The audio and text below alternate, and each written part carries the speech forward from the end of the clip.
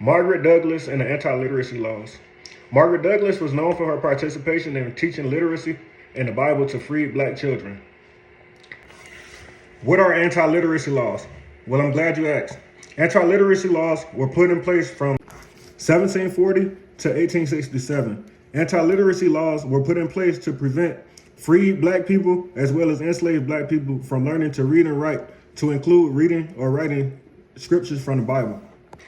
On May 9th, 1853, Margaret was charged with breaking the anti-literacy laws. Unbeknown to Margaret, anti-literacy laws were not only for enslaved Black people, but were also for freed Black Americans. Margaret argued that not only was she breaking the law, but there were people in the church who were also breaking the law by teaching freed black children literacy and how to read the Bible.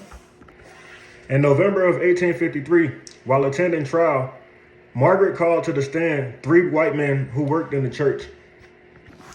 One of those men also agreed that the children in the church were also learning literacy while attending Bible study. He stated that he had overheard the children reading Bible scriptures while cleaning the church.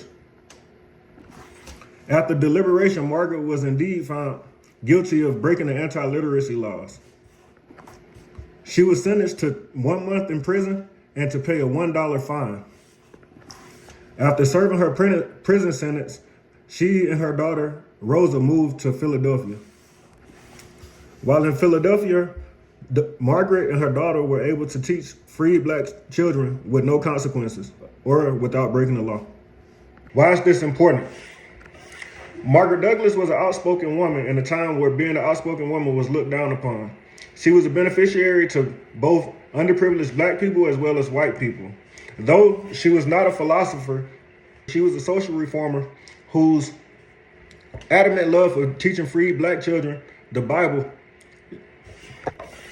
acted to transform society.